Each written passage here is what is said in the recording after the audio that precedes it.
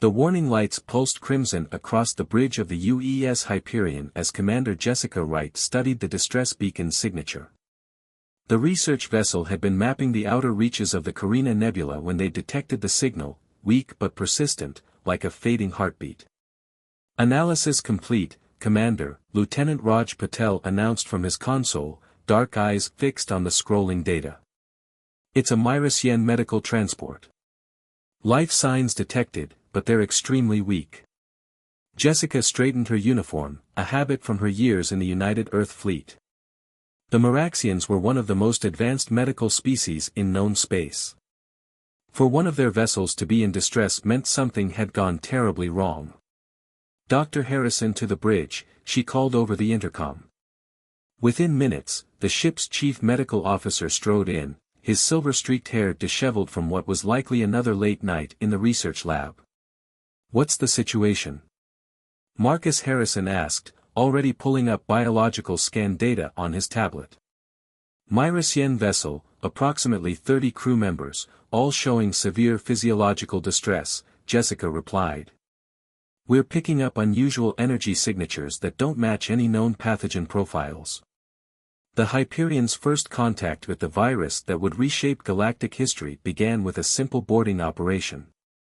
As the airlock cycled, the away team, led by Dr. Harrison and protected by standard quarantine suits, stepped into a nightmare. The Myrisien ship's interior was bathed in emergency lighting, casting purple shadows across walls that seemed to pulse with an otherworldly bioluminescence. The crew, their crystalline bodies normally prismatic with health, lay scattered throughout the corridors, their surfaces dulled to an ashen gray. "By the stars," whispered Lieutenant Maria Santos, the team's xenobiologist. Her sensors whirred as they analyzed the air. "The whole ship is saturated with some kind of viral agent. Nothing like I've ever seen before." They found the captain in the medical bay, barely conscious. Unlike his dead or dying crew, Captain Zewextal's crystals still held a faint shimmer. As Marcus approached, the alien's communication crystals vibrated weakly. "Stay back," the universal translator rendered the captain's warning. "The Nexus strain, it consumes everything. 3 hours from first exposure, entire crew lost." But it was too late for warnings. Even as the captain spoke, alerts flashed across their suit displays, microscopic breaches in their quarantine gear, undetectable to previous scanning technology. The virus, somehow intelligent in its spread, had already found ways through their defenses. The next 12 hours aboard the Hyperion were chaos. The away team was immediately quarantined, but the virus had already spread through the ship's air filtration system. Jessica watched through observation windows as her crew prepared for what they assumed would be a quick and brutal end. Except the end didn't come. 72 hours later, Marcus stared at his medical readings in disbelief. "This doesn't make sense," he muttered, running the tests for the 4th time. "We're all infected. The virus is present in every crew member's system. But aside from mild cold symptoms, we're fine." Jessica leaned against his office doorframe, fighting off what felt like a minor headache. "How is that possible? We saw what it did to the Meraxians." "That's just it," Marcus replied, bringing up a holographic display of the virus's structure. "It's trying to attack our cells, but something in our biology is different. The virus can't figure out how to break us down. It's like we're encrypted with a key it can't crack." The real problems began when they attempted to report their situation to Earth Command. Within hours of their transmission, ships from 12 different alien species appeared at the edge of their sensor range. The Galactic Council's quarantine fleet had arrived, led by the imposing form of a Drachnid dreadnought. "This is High Marshal Vexthor of the Galactic Quarantine Authority," a gravelly voice announced over their comms.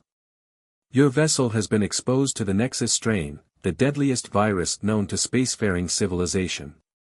You will remain in place until proper containment procedures can be implemented." Jessica shared a look with Marcus before responding. "High Marshal, with respect, we've been exposed for over 3 days. Our crew is infected but largely asymptomatic. We may be able to help understand Dash. Impossible, the High Marshal interrupted. No species survives the Nexus strain. Prepare for emergency containment protocols. As the quarantine fleet moved to surround them, Jessica felt a smile tugging at her lips. Humanity had spent centuries wondering if they were ready to join the galactic community as equals. Now, thanks to a quirk of evolution and what amounted to a cosmic cold, they were about to show the galaxy just how unique Earth's children really were. All hands, she announced shipwide, prepare for extended first contact procedures. Something tells me we're about to become very popular. The Hyperion drifted in the void, surrounded by the imposing vessels of the Galactic Quarantine Authority. Through the bridge's viewport, Jessica could count at least 20 ships of various designs, from the crystalline architecture of Meridian vessels to the bioorganic hulls of the Vespid swarm ships. "They're scanning us again," Raj reported from his station, monitoring the constant probe attempts from the alien fleet.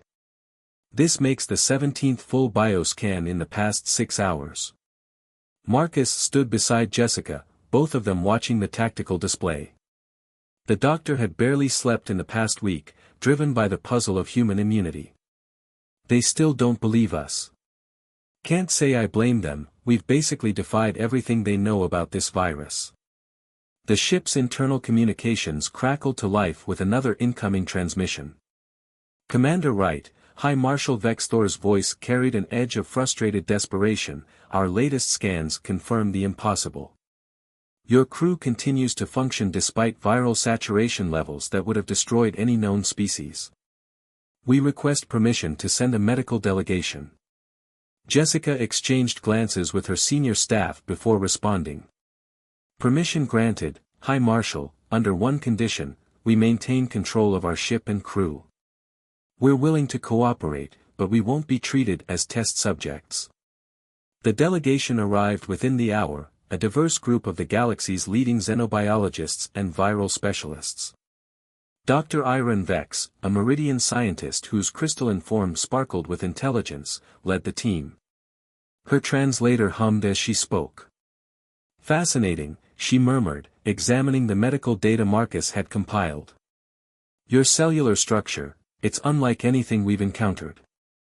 The virus attempts to breach your cells, but something in your evolutionary history has prepared you." "Earth hasn't exactly been gentle with us," Marcus explained, pulling up historical medical records. "Our planet's history is riddled with viral outbreaks, bacterial wars, and constant adaptation. We've been fighting microscopic invaders since before we walked upright." As the alien scientists worked, news of humanity's unique resistance spread through the galaxy like wildfire. The Hyperion's communication array was flooded with messages from dozens of species, some seeking help, others expressing fear, and more than a few suggesting humanity had engineered the virus themselves. The situation reached a critical point when the Arcturian Collective, one of the oldest spacefaring civilizations, demanded immediate quarantine of all human space. Their ambassador's hologram dominated the emergency council meeting. "We cannot risk the humans spreading this condition further," the Arcturian declared, its energy form flickering with concern. "While they may be immune, they are now carriers of the deadliest pathogen known to exist. The entire species must be contained."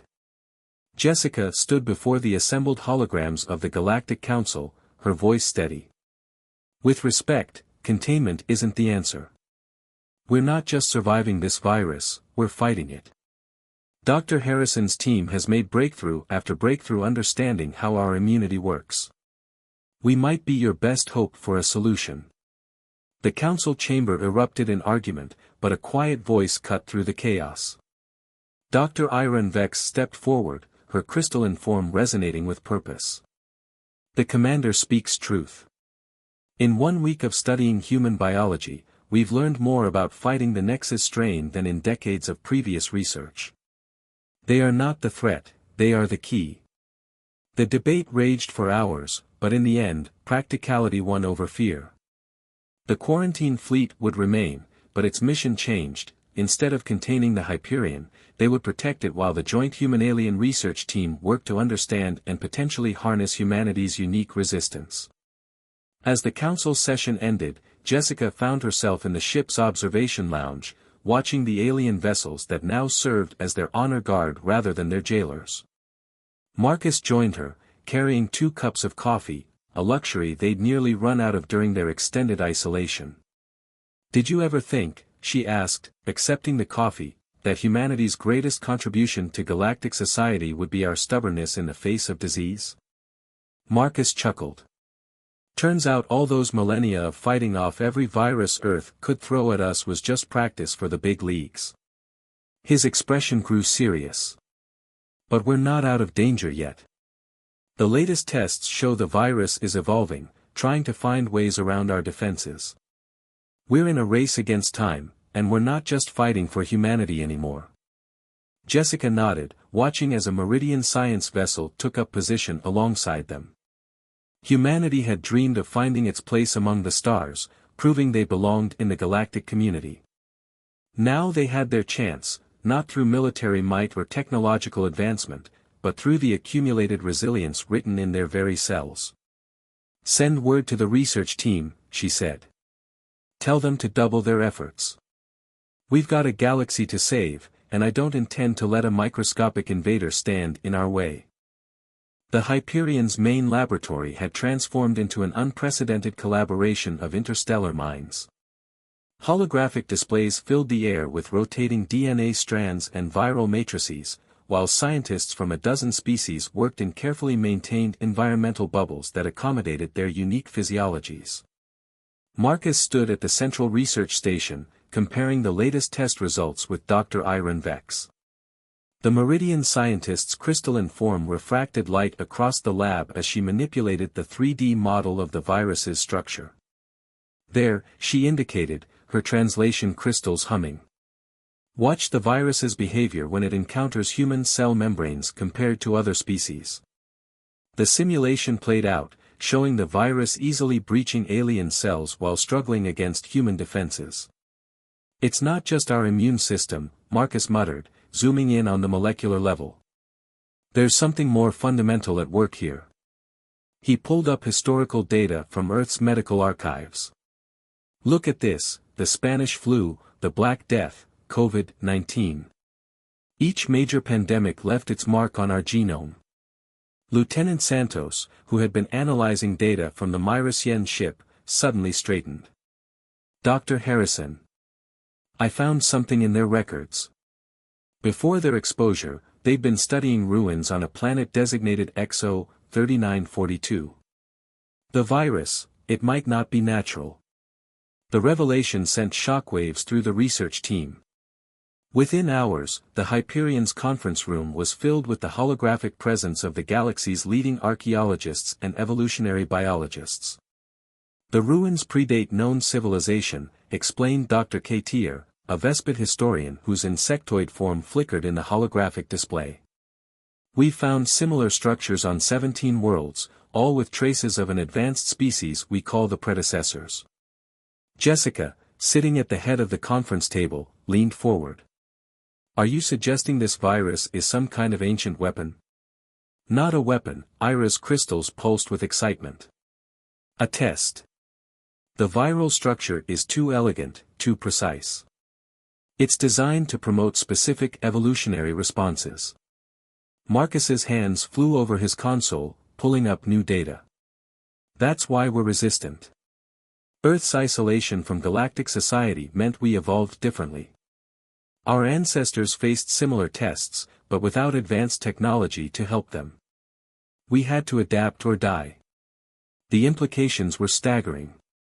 Humanity's primitive history of surviving countless diseases had unknowingly prepared them for this moment. But the celebration was short-lived. "Commander," Raja's voice came urgently over the intercom. "We're detecting new readings from the virus samples. They're changing." In the containment lab, they watched in horror as the latest viral cultures displayed unprecedented mutations.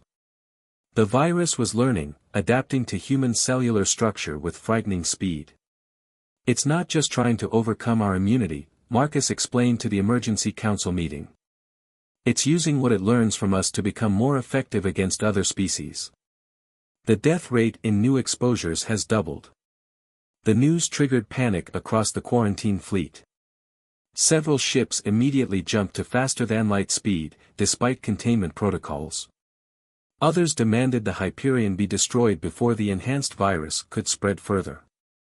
But Jessica had seen something in the data that gave her hope. "Dr. Vex," she called across the lab. "You said the virus was designed to promote evolution. What if that's not just its purpose, what if that's its weakness?" Working through the ship's night cycle, the research team made a breakthrough. The virus wasn't just testing species, it was recording their responses, storing successful adaptations in its own structure. Humanity's resistance had given it new patterns to work with, but those patterns could be turned against it. "It's like a key that keeps trying new combinations," Marcus explained to the crew. "But we've discovered how to change the lock faster than it can adapt. If we can understand how it stores and applies evolutionary data, we might be able to use its own programming against it." As the team worked, reports arrived of new outbreaks on the galaxy's outer rim. The enhanced virus was spreading, and even species with advanced medical technology were struggling to contain it.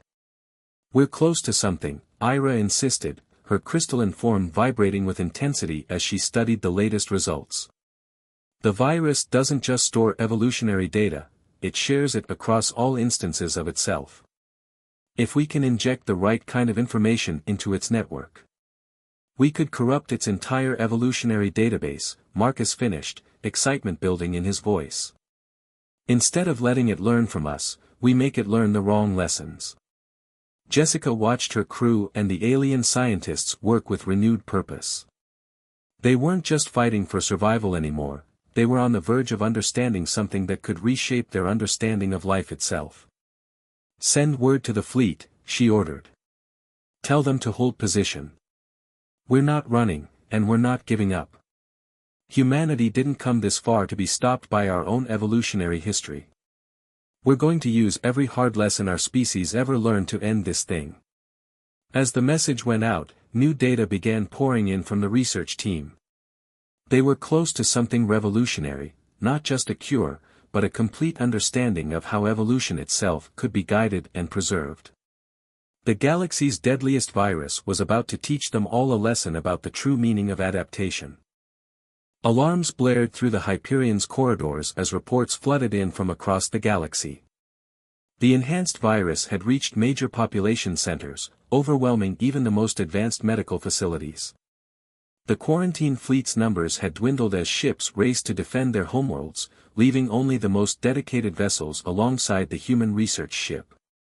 "Meridian Central reports 60% infection rate," Raj announced from his station, his voice tight. "The Vespid hive clusters are going dark one by one. The virus is spreading faster than anyone can track it." In the main lab, Marcus and Ira worked frantically, surrounded by holographic displays showing the virus's rapid mutations. The breakthrough they'd made about its evolutionary programming was promising, but implementing a solution was proving far more challenging. "It's like trying to reprogram a computer while it's running," Marcus muttered, rubbing his tired eyes. "Every time we think we've found the right sequence to corrupt its database, it adapts around our attempt. The predecessors built it too well," Ira's crystals pulsed with frustration. "It learns from every failure, using each unsuccessful attempt to make itself stronger." Lieutenant Santos burst into the lab, her tablet displaying new data. "The virus isn't just spreading, it's communicating. Each new infection adds to its collective intelligence. It's not just evolving anymore, it's actively directing its own development." The situation reached a critical point when the first human crew member collapsed. Private Laura Chen from engineering developed symptoms far worse than the mild response they'd shown initially. The virus had finally begun to crack humanity's natural defenses. "Her immune system is in overdrive," Marcus reported to Jessica, showing her Chen's medical scans. "The virus isn't just attacking her cells anymore, it's using everything it learned from our immunity to turn our defenses against us. Jessica watched through the medical bay window as her crew member fought for life, supported by both human and alien medical technology. How long until this new strain spreads to the rest of the crew? Hours, maybe less, Marcus replied grimly. Once it breaks through completely, humanity's resistance becomes just another weapon in its arsenal. But Private Chen's condition gave Ira an idea. What if we're approaching this wrong? Her crystals flickered rapidly with excitement. We've been trying to corrupt the virus's entire evolutionary database at once. But look at how it's attacking her, it's using specific parts of human immunity rather than the whole system. Marcus caught on immediately. Instead of trying to poison the whole well, we target specific evolutionary markers. Make it think it's succeeding while actually leading it down a blind alley. The next 12 hours were a blur of activity. The research team worked relentlessly, using Private Chen's condition to understand exactly how the virus was attempting to overcome human immunity. Each failed attempt taught them more about its learning patterns. It's like teaching a child the wrong way to solve a puzzle, Marcus explained to Jessica. Once it learns the incorrect method, it has to unlearn it before it can find the right solution. But they were running out of time. Private Chen's condition continued to deteriorate, and more crew members began showing advanced symptoms. The virus was learning, adapting, becoming more efficient with each new infection.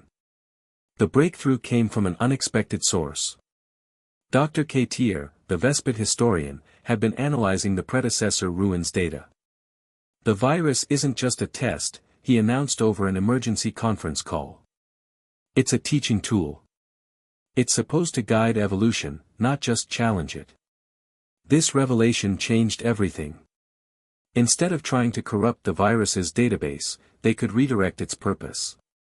Marcus and Ira worked frantically to develop a new approach, using the virus's own programming to convince it that its current path of evolution was incorrect. It's working. Ira's crystalline form blazed with excitement as they tested their solution on isolated viral samples. The virus is accepting our evolutionary guidance. It's beginning to modify its own structure according to our parameters.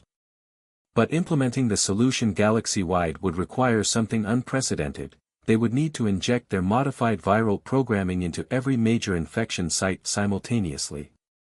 Any delay would give the virus time to adapt and overcome their solution. We'll need the entire quarantine fleet, Jessica announced to the gathered holographic representatives. Every ship capable of broadcasting on quantum frequencies. We have to hit everything at once, or we lose everything. The remaining fleet commanders agreed, but voiced a serious concern. Somebody would need to physically deliver the reprogramming signal to the worst infection sites, where quantum communications had been disrupted. It would mean deliberately entering contaminated zones with no guarantee of survival. Jessica stood on the Hyperion's bridge, looking at the faces of her crew. They were tired, scared, but determined. Humanity had evolved through countless challenges, and they hadn't come this far to back down now. Prepare the ship for emergency jumps, she ordered. We'll deliver the signal ourselves to the primary infection sites. The rest of the fleet can handle the quantum broadcast to secondary locations. As the Hyperion's engines powered up and the crew prepared for what might be their final mission, Jessica felt a strange sense of peace. They were about to attempt something that would either save the galaxy or become their last desperate act. Either way, they would face it the way humans always had, head-on, together, and refusing to give up until the very end. The Hyperion emerged from its final jump into chaos. The Meridian homeworld, once a gleaming crystal paradise, now dulled under the viral plague's assault. Emergency beacons cluttered space around them, each one marking another vessel that had succumbed to the infection. Shields at maximum, Jessica ordered, watching as her crew worked with practiced efficiency despite their own growing symptoms. Begin broadcasting the reprogramming signal on all frequencies. Throughout the ship, the combined human-alien research team monitored the virus's response. Dr. Iron Vex's crystalline form pulsed weakly, even her environmentally sealed chamber couldn't completely protect her from the virus's enhanced form. The primary signal is transmitting, Marcus reported, his voice hoarse from his own developing symptoms. But the atmospheric interference is too strong. We need to get closer. Jessica studied the tactical display, noting the dozens of dead ships floating in high orbit. Take us in. Engineering, divert all non-essential power to the broadcast array. The Hyperion descended through layers of interference, its hull groaning under the strain. On the surface below, billions of Meridians lay dying, their crystalline bodies darkening as the virus consumed them. Similar scenes were playing out across the galaxy as the quarantine fleet positioned themselves at other major infection sites. Broadcast strength at maximum, Raj announced, fighting to keep his focus through mounting fever. But we're still not reaching the surface centers. Private Chen, barely recovered from being the first human to show advanced symptoms, spoke up from her temporary station in medical. The virus used our immunity to make itself stronger. What if we use the ship's hull like our cell membranes? Broadcast through the metal itself? Marcus and Ira shared a look of revelation. The virus recognizes human cellular patterns now, Ira's crystals flickered with excitement. If we modulate the signal through the hull's metallic structure, it would see our entire ship as one giant human cell, Marcus finished. The perfect delivery system. The modification required a dangerous procedure, physically connecting the broadcast array to the ship's hull plates while in atmosphere. Lieutenant Santos volunteered for the spacewalk, despite already showing symptoms. Engineering to bridge, her voice crackled through the comm as she worked in the toxic atmosphere. Connections complete. But the hull can't take this kind of strain for long. Jessica gripped her command chair as the ship shuddered. Begin transmission. Full power. The Hyperion's hull began to glow as it channeled the reprogramming signal. Across the surface below, the effect was immediate. The virus, recognizing what it thought was a massive human cell, eagerly absorbed the transmission, spreading it through its network to all infected hosts. It's working. Marcus called out. The virus is accepting the new programming. It's beginning to rewrite itself. But the victory came at a cost. The Hyperion's hull plates began to buckle under the strain of channeling the signal. Warning lights flashed across every console as systems began to fail. Hull breach imminent, Raj warned. We can't maintain this power level. Jessica watched the surface readings, where the first signs of recovery were appearing. The Meridian's crystalline forms were beginning to regain their luster. Similar reports were coming in from other infection sites across the galaxy. Just a few more minutes, she urged. We have to ensure the signal reaches critical saturation. The ship groaned and shuddered, pieces of hull plating tearing away. Emergency force fields flickered as they struggled to maintain atmospheric integrity. But the crew held on, each person fighting through their symptoms to keep their stations. Finally, after what seemed like an eternity, Ira's voice rang out. Viral reconstruction at critical mass. The changes are self-sustaining. The virus, reprogrammed to recognize all cellular structures as part of its evolutionary guidance system rather than as targets to destroy, began to change. Instead of attacking cells, it started reinforcing them, strengthening immune responses across all species. As the Hyperion limped back to high orbit, supported by the returning quarantine fleet, the full scope of their achievement became clear. The virus hadn't just been stopped, it had been transformed into something beneficial. The very thing that had threatened to destroy galactic civilization would now help protect it. In the weeks that followed, as species after species recovered and grew stronger, the galaxy had to face a new reality. Humanity, long considered a young and primitive species, had proved themselves essential to galactic survival.